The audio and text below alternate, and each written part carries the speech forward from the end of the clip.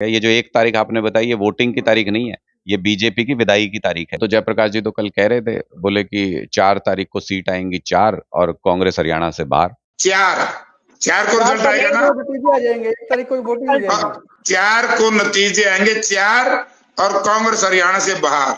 4 को नतीजे आएंगे 4 और कांग्रेस हरियाणा से बाहर। बीजेपी ने खिलाड़ियों का अपमान करने के सिवा कुछ किया ही नहीं अपनी सरकार में।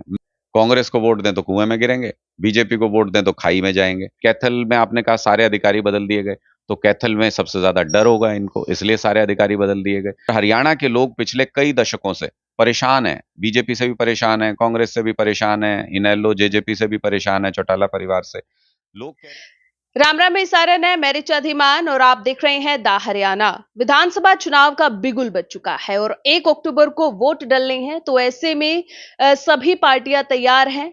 अभी हम बात करेंगे आम आदमी पार्टी के सीनियर वाइस प्रेसिडेंट अनुराग ढांडा जी से। स्वागत है। बहुत बहुत धन्यवाद जी। राम राम। सर, चुनाव की घोषणा हो चुकी है, कितने तैयार हो? पूरी तरह तैयार है। आम आदमी तो हमेशा तैयार रहता है। ये सरकारें हैं जो आम आदमी को परेशान करती हैं, आम आदमी के वोट का गलत इस्तेमाल करती हैं, उनके साथ धोखा करती हैं, और फिर आम आदमी का जब समय आता है तो वो उनको सबक सिखाता है। तो अब ये समय आ गया, भारतीय जनता पार्टी का काउंटडाउन शुरू हो गया, उनके जाने का समय आ गया। ये जो 1 तारीख आपने बताई ये वोटिंग की तारीख नहीं है, ये बीजेपी की विदाई की तारीख है। 1 तारीख को ये तय हो जाएगा हरियाणा में कि 10 साल से जो अत्याचार, जो अन्याय बीजेपी ने हरियाणा के लोगों के साथ किया है, एक झटके में उसका बदला लेंगे। डबल डिजिट टच नहीं करेगी भारतीय जनता पार्टी इस बार। तो क्या लगता है, जो लोकसभा चुनाव में आप उतरे थे अपने कैंडिडेट को लेके, तो विधानसभा चुनाव में वोट परसेंटेज का कितना असर लगता है आपको, कितना प्रभाव? देखिए, बहुत फायदा मिलेगा। हम लोकसभा चुनाव ने ये एस्टेब्लिश कर दिया कि हरियाणा में अगर तीसरी कोई पार्टी विकल्प के रूप में मौजूद है तो वो आम आदमी पार्टी है। कांग्रेस, बीजेपी और तीसरा विकल्प आम आदमी पार्टी।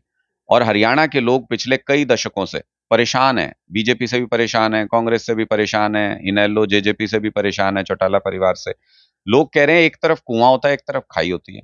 कभी हमको मजबूरी में कांग्रेस को वोट देना पड़ता है, कभी मजबूरी में बीजेपी को वोट देना पड़ता है। या तो कुएं में गिरो या खाई में गिरो।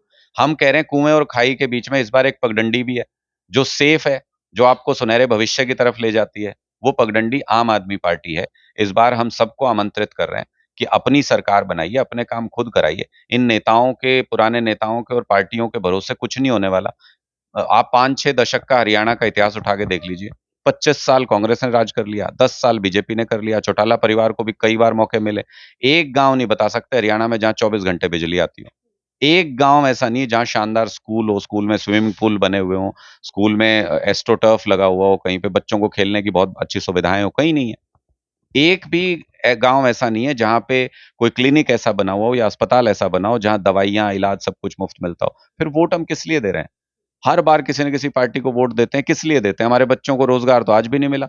1.5 लाख नौकरी कांग्रेस के टाइम में खाली होती थी, कहते 1.5 लाख सरकारी नौकरी खाली है। आज 2 लाख सरकारी नौकरी खाली है, तो बदला क्या? इसका मतलब पार्टियां बदलती हैं, बदलता कुछ नहीं। अगर सिस्टम बदलना है तो हरियाणा के लोगों को भी पता है कि केजरीवाल जी का साथ देना पड़ेगा। दिल्ली में और पंजाब में हमने सिस्टम बदला है, अब बारी हरियाणा की है। नौकरियों की आपने बात की है, जैसे ओलंपिक में अभी हाल फिलहाल में मेडल जीतकर जो लाए हैं, तो सरकार ने उनको घोषणा की है सरकारी नौकरी देने की। तो दूसरी तरफ स्पोर्ट्स कोटे की तरफ से अगर हम बात करें, तो ग्रुप डी में 10 मार्च को भर्तियां हुई थी, लेकिन उनको ना विभाग दिए जा रहे हैं, ना सैलरी दी जा रही है। और कल वो मिले थे सीएम साहब से, लेकिन वो यहाँ से रोके गए। इस पर आप कैसे देखते देखिए, बीजेपी ने खिलाड़ियों का अपमान करने के सिवा कुछ किया ही नहीं अपनी सरकार में। मैं ढेरों उदाहरण दे सकता हूं आपको। ये ग्रुप डी का आपने एक उदाहरण दे दिया। आप खिलाड़ियों को सम्मान के रूप में नौकरी दे रहे हो, और फिर जब नौकरी दे रहे हो तो फिर उनसे काम ही नहीं ले रहे हो, उनको कोई पोस्टिंग ही नहीं दे रहे हो, उनको कुछ पता ही नहीं चल रहा है कि हमारे साथ होगा क्या। अधर में आपने उनको लटका दिया। अभी खिलाड़ी गए थे ओलंपिक में, हरियाणा सरकार ने कहा कि पंजाब की नकल करते हुए, पंजाब में हमने कहा जो भी खिलाड़ी ओलंपिक में जाएगा पंजाब का, उसको हम 15 लाख रुपए तैयारी के लिए देंगे।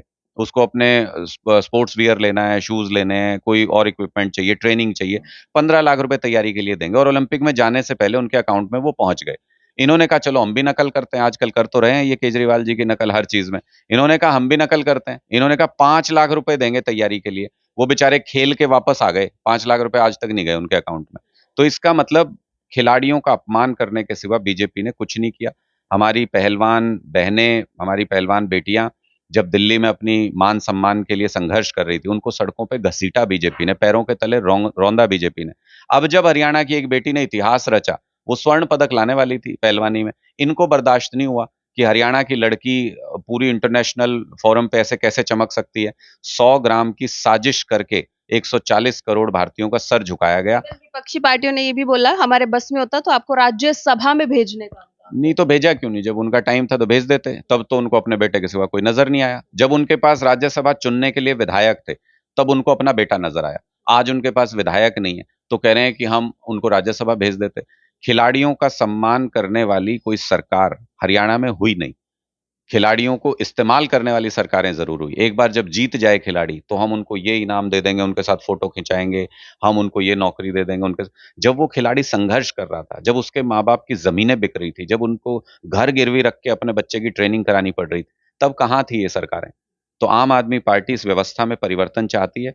खिलाड़ियों को ग्राउंड से उनको सपोर्ट मिलना चाहिए। दिल्ली में आज के दिन में 27 स्कूल ऐसे हैं जहां पे वर्ल्ड क्लास स्विमिंग पूल है, जहां पे बच्चे नर्सरी क्लास से, फर्स्ट क्लास से अगर चाहें तो उनको ट्रेनिंग मिलना शुरू हो सकती है प्रोफेशनल तरीके से। एस्ट्रो टर्फ हमने दिल्ली के स्कूलों के अंदर लगवाए हैं, हॉकी के ग्राउंड्स बनवाए हैं इंटरनेशनल। जब ग्राउंड से आप मदद करेंगे तो खिलाड़ी निकल के आएंगे। स्पोर्ट्स यूनिवर्सिटी भी बनी है, पंजाब के अंदर भी अब यही सब रेप्लिकेट हो रहा है, हरियाणा में भी यही होगा। आप सरकार आने दीजिए आम आदमी की। आम आदमी पार्टी ने दावा भी किया था और 15 दिन में 45 बड़ी रैलियां की भी हैं। तो जो 5 गारंटियां लागू की गई हैं, लोग कैसे विश्वास करें? देखिए, लोग इसलिए विश्वास करें, आपने देखा होगा दुकानों के बाहर लिखा होता है कि हमारी कोई ब्रांच नहीं है, नकलचियों से सावधान। केजरीवाल जी की गारंटियां दिल्ली और पंजाब में चलने लगी, जब देश के लोग कहने लगे भाई ये है गारंटी, तो मोदी जी ने कहा मैं भी गारंटी दूंगा। उनको लगा कि मोदी की गारंटी ऐसा कहने से मुझे भी वोट मिल जाएगा, लेकिन उनको ये नहीं पता था कि गारंटी सिर्फ केजरीवाल की होती है, मोदी जी की गारंटी सिर्फ झूठ बोलने की गारंटी है। इसलिए नकल तो कोई कर सकता है, लेकिन उस नकल को करने के लिए जो अकल चाहिए, वो तो केजरीवाल जी के पास है ना। वो ये कहां से लाएंगे ये लोग? तो इसलिए मुझे इस बात में कतई कोई संदेह नहीं है कि ये जो 5 गारंटी अरविंद केजरीवाल जी ने दी है, ये हरियाणा के सुनहरे भविष्य की नींव है। इसके अंदर सब कुछ समाहित है इन 5 गारंटी के अंदर। जब मकान बनाते हैं तो उसके अंदर लाखों ईंट पत्थर लगते हैं, लेकिन मकान की नींव मजबूत होना जरूरी है, तब मकान अच्छा बनता है। तो ये 5 गारंटियां हरियाणा के सुनहरे भविष्य की नींव है। मुझे पूरा विश्वास है फ्री बिजली, 24 घंटे बिजली हरियाणा के हर व्यक्ति को मिले। साथ में स्वास्थ्य सुविधाएं, फ्री स्वास्थ्य सुविधाएं, अच्छे हॉस्पिटल हरियाणा के हर व्यक्ति को मिले। अच्छे सरकारी स्कूल जहां गरीब का बच्चा और अफसर का बच्चा एक बेंच पे बैठ के पढ़े, ऐसे सरकारी स्कूल हरियाणा के लोगों को मिले। हर महिला को 1,000 रुपए प्रति महीना सम्मान राशि मिले, और 25 लाख युवा जो बेरोजगार भटक रहा है हरियाणा के अंदर, उनको रोजगार मिले। 2 लाख सरकारी नौकरी खाली पड़ी है, वो दी जाए तुरंत हरियाणा के लोगों को। ऐसी व्यवस्था अरविंद केजरीवाल जी हरियाणा में लाना चाहते हैं। ये 5 गारंटी हैं, इनको लागू करने के लिए लड़ रहे हैं हरियाणा में। हमें किसी पार्टी को कोई हराने जिताने से कोई मतलब नहीं है।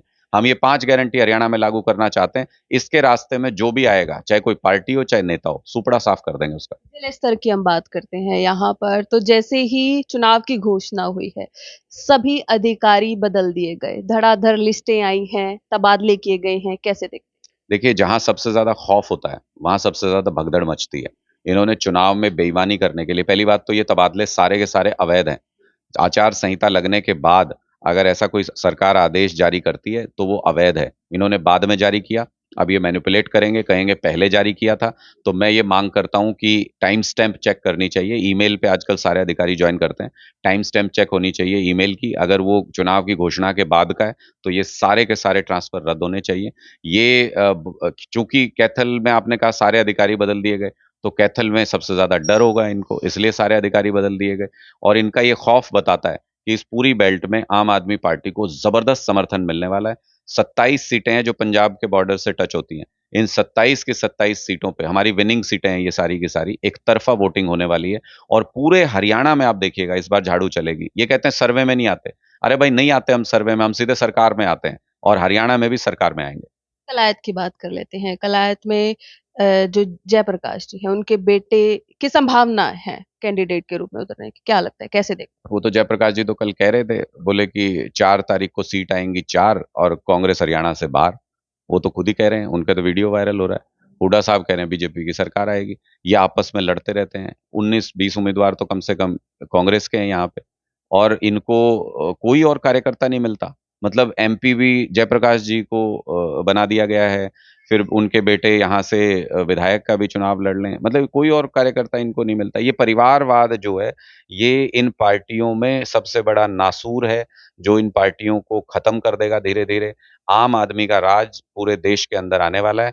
तीसरी सरकार आम आदमी पार्टी की हरियाणा में बनेगी, क्योंकि अरविंद केजरीवाल हरियाणा के बेटे हैं, यहाँ पैदा हुए हैं।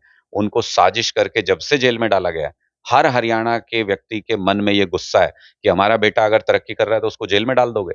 और खुली चुनौती दी जा रही है हरियाणा के लोगों को बीजेपी के द्वारा कि हमने तुम्हारे बेटे को जेल में डाल दिया, कर लो, हमारा क्या करोगे? तो इस बार चुनाव में बताएंगे कि इनका क्या कर सकते तो सर क्या लगता है आपको, लोकसभा में गठबंधन था, विधानसभा में गठबंधन होगा या आम आदमी पार्टी अकेले चुनाव लड़ेगी? हैं। 90 की 90 विधानसभा सीटों पर अकेले आम आदमी पार्टी चुनाव लड़ेगी। हमारा गठबंधन हरियाणा के लोगों से हुआ है, और जिसका जनता से गठबंधन होता है उसे किसी पार्टी से गठबंधन करने की जरूरत नहीं है। हम पूरी ताकत के साथ ये चुनाव लड़ रहे हैं। इसका अनुमान आपको इस बात से भी हो जाएगा कि इधर चुनाव की घोषणा हो रही थी और उसके पैरेलल आम आदमी पार्टी की मीटिंग चल रही थी, जिसमें पंजाब के 50-60 विधायक थे, चेयरमैन थे पंजाब के, 360 प्रभारी हमने 360 ब्लॉक्स में नियुक्त कर दिए हैं पूरे हरियाणा के अंदर। ऐसा चुनाव लड़ेंगे जैसा हरियाणा के इतिहास में कभी हुआ नहीं आज से पहले। कांग्रेस में दीपेंद्र हुड्डा हरियाणा मांगे हिसाब की यात्रा पद यात्रा कर रहे हैं, तो दूसरी तरफ सीएम ने भी 10 सवाल पूछे, कैसे देख? नहीं, हमें तो कोई आपत्ति नहीं, मांगे वो हिसाब, लेकिन जब वो जाएंगे जनता के बीच में हिसाब मांगने, 10 साल का हिसाब मांग रहे हैं ना, तो जब वो जनता के बीच में जाएं तो 25 साल का हिसाब देते भी आए। जनता के ऊपर क्यों उधार रखना है? आपने भी तो 25 साल राज किया है, तो बताते आना साथ में 300 यूनिट बिजली तब क्यों नहीं मुफ्त करी? बताते आना साथ में सरकारी नौकरियां 1.5 लाख क्यों खाली थी तब क्यों नहीं भरी? और इसी तरह से मुख्यमंत्री जी का तो खैर क्या कसूर है बेचारे, नायब सिंह जी का, तो वो तो अभी जब दीवार से टकराने वाली है उनकी गाड़ी, उस टाइम उनको कह दिया, खट्टर साहब ड्राइविंग सीट से हट गए, उनको बोले तू बैठ जा। तो ये तो उनको सीधे टक्कर के लिए दोषी ठहराने वाली बात है। चन्नी साबित होंगे, मैं इस बात में कोई दो राय नहीं है। जैसे पंजाब में चन्नी साहब के साथ किया गया था, वैसा ही भारतीय जनता पार्टी ने यहाँ पे इनको हरियाणा में चन्नी बना करके कुर्सी के ऊपर बिठा दिया है। चुनाव होने दीजिए, आपको पता चलेगा कि सारा ठीकरा नायब सिंह जी के सिर पे फोड़ दिया जाएगा, और खट्टर साहब अपना मौज ले रहे हैं 9.5 साल प्रताड़ित करके हरियाणा के लोगों को। लेकिन लोग अब इन सारी बातों को समझ गए। लोग ये कह रहे हैं कि ये कमल का फूल जो है ना, ये अब मुरझाने लग गया, इसको बदलने की जरूरत है। तो अब पूरी तरह से इनको जड़ से उखाड़ने का समय आ गया है। हरियाणा में डबल डिजिट में भारतीय जनता पार्टी नहीं जाएगी इस बार। तो क्या कुछ अपील, आप क्या कुछ कहना चाहेंगे प्रदेशवासियों? नहीं, हम तो हरियाणा के लोगों को यही कहना चाहते हैं कि आपको इतने साल हो गए, हर पार्टी को आपने वोट देके देख लिया। हर बार चुनाव में हरियाणा के लोग ये कहते हैं कि एक तरफ कुआं है, एक तरफ खाई है। कांग्रेस को वोट दें तो कुएं में गिरेंगे, बीजेपी को वोट दें तो खाई में जाएंगे। हम आपको कुएं और खाई के बीच में एक साफ रास्ता, जो आपके सुनहरे भविष्य की तरफ जाता है, वो दिखा रहे हैं। ये रास्ता आम आदमी पार्टी है। इस बार अपनी पार्टी आम आदमी पार्टी को चुने, झाड़ू चला दो पूरे हरियाणा में। बहुत बहुत शुक्रिया सर। तो ये थे हमारे साथ आम आदमी पार्टी के सीनियर वाइस प्रेसिडेंट अनुराग ढांडा, जिन्होंने ये कहा कि विधानसभा चुनाव में आम आदमी पार्टी की सरकार बनने जा रही है। वीडियो को ज्यादा से ज्यादा आप लोगों ने शेयर करना है और कमेंट सेक्शन में अपनी राय जरूर देनी है। तब तक के लिए दीजिए मुझे इजाजत। धन्यवाद।